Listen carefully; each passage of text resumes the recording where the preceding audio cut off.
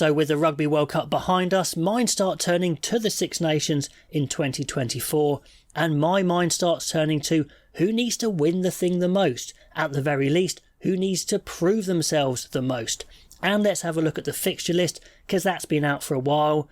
Of course, the fixtures aren't completely random. For example, England play all the blue shirts away one year and all the blue shirts at home the other year, but they do mix up the order in which the rounds are played at least. So I'm going to say who I think has the best fixture list and the worst. But starting off with the most to prove, at number one for me, it's nice and easy. It's Scotland. We know Scotland have got the most talented group of players they've ever had. I keep banging on about it. But simple facts are, they still haven't won anything for it. In fact, they've never ever won the Six Nations. Contrast that to Ireland, France, Wales and England. They've all won a Six Nations in the last 4 years as well. Combine that with Scotland not getting out of their group of death in the World Cup. They've got to prove themselves. I think a Six Nations win would mean the world to them. A Grand Slam would be historic. You know, before Finn Russell retires, they're going to want to win a Six Nations. Otherwise, they've kind of wasted that generational talent as well. So I put them as number one. Something to prove. They've got loads to prove in this Six Nations. At number two, I'm putting Italy with the most to prove. Now, I think winning the thing isn't realistic, but once again, they've got to prove their performances are good enough to merit a place in the Six Nations. Not that it's really at threat because they own a stake in the Six Nations, but certainly in the fans' eyes, they've got to prove themselves once again. I mean, things look to be going in the right direction. Their under-20s are very good. They look to be improving in performances, getting some big wins. But in the World Cup, we expected more. They expected more. They expected to be, competitive against New Zealand and France. Not beat them maybe, but they weren't. They were decimated. And they need to win a 2-game Six Nations or more. One win I don't think will do it. They need to have a Six Nations where they win 2, maybe even 3 games at some point to show they are real players. So second in the list of points to prove for me. At number 3, it's France. Simply put, this side was put together for one purpose, and that was to win the World Cup at home this year in 2023. And of course, they went crashing out, even though in that quarter-final they scored loads of great tries. They just couldn't stop South Africa coming back every time.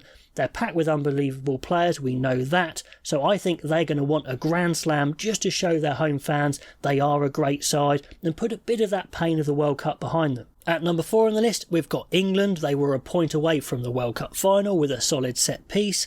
We know they had good basics, but we also know if they're going to progress their game and challenge the likes of Ireland and France, they need some more attacking edge. Steve Borthwick certainly will have bought some time with his solid World Cup. The fans will be happy to give him time, but they'll want a slightly more exciting game in attack at points, and also more than 2 wins. I think a 2 wins or less Six Nations would be a loss, and if they hadn't shown some attacking intent as well, then questions will be asked about Steve Borthwick's reign as England coach already. So I think a fair bit to prove for England, but down at 4th. At 5th and 6th, well, everyone wants to do well, everyone kind of needs to do well, so it's hard to place these 5ths and 6th, but I'm going for Ireland at 5th. Because they had their greatest ever team. Of course, they bombed out at the quarterfinals in the World Cup once again, but in the Six Nations, they won the Grand Slam last year, so less to prove in the Six Nations, I guess, more to prove in the World Cup, so they're at 5th. And Wales, I'm saying 6th, because maybe they could fly under the radar once again. I mean, they had a good World Cup, but it was based on their more experienced players, and if Gatland uses this Six Nations as a chance to blood some more players, start some more young players a bit more, the likes of starting Dewey Lake every time, Dafford Jenkins in the second row, obviously Captain Morgan's going to be there in the back row, Sam Costello at 10 if he can get back from his injury versus the Barbars, which is a real shame to get injured in a match that doesn't really mean anything. Hopefully he'll be back. Mason Grady maybe in the centres, maybe they can fly under the radar and expectations won't be too high, but maybe they should be higher. Let me know what your list would be. Then let's have a look at the fixtures, because I don't think all fixture lists are created equal. At number 1, it's England. I think they've got the best fixture list. In fact, I think they have a lot of good fixture lists in the Six Nations, not always able to take advantage of them, of course, but Italy first up is the fixture you want, I think, because I think momentum is important in the Six Nations. Let me know if you disagree, but they back that up with a home game against Wales, and they'd fancy winning both of those because those are the games they won in 2023. Then you get a rest week, you get to build and recover, and then they go to their bogey team, Scotland away. Obviously, it's the hardest two teams last, but if Borthwick were to design a fixture list, I think it would look a lot like this. At number 2, I think it's France. They start at home. Yes, it's against Ireland, but they're going to be wanting to prove a point in front of the home fans after their World Cup. If they can win that, they then go to Scotland away next, and then Italy. And also on the last day, on Super Saturday, not only do they play at home, but they play last, so they know exactly what they would need to do, which I think definitely helps. So they're ranked second. Ireland, conversely, of course, France away as their toughest fixture, first up.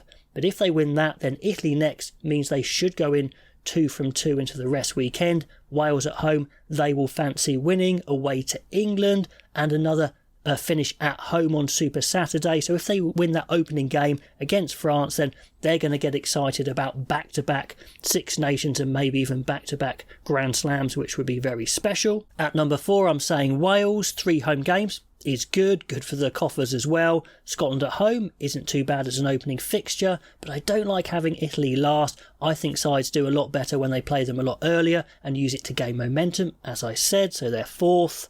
5th, I'm saying Italy, only 2 home games and both away to Ireland and France. Maybe catching England cold might be their best chance of a win, but it looks a tough fixture list for Italy, so 5th. And 6th, I'm saying Scotland. If they can't get a decent away win to Wales in the opening game, then they go to France away as well. But, they've been there before, so that's going to be tough to get a win away to France. Also away to Ireland seems an unlikely way to win on Super Saturday, so I think it's a really tough one. And considering I said Scotland need to win the thing the most, maybe it's the old World Cup group of death once again for them. But let me know your thoughts. Who do you think needs to prove themselves the most? Who's got the best fixture list? Let me know your comments below, and if you feel kind enough to subscribe, like the video, that always helps as well, and I'll catch you next time.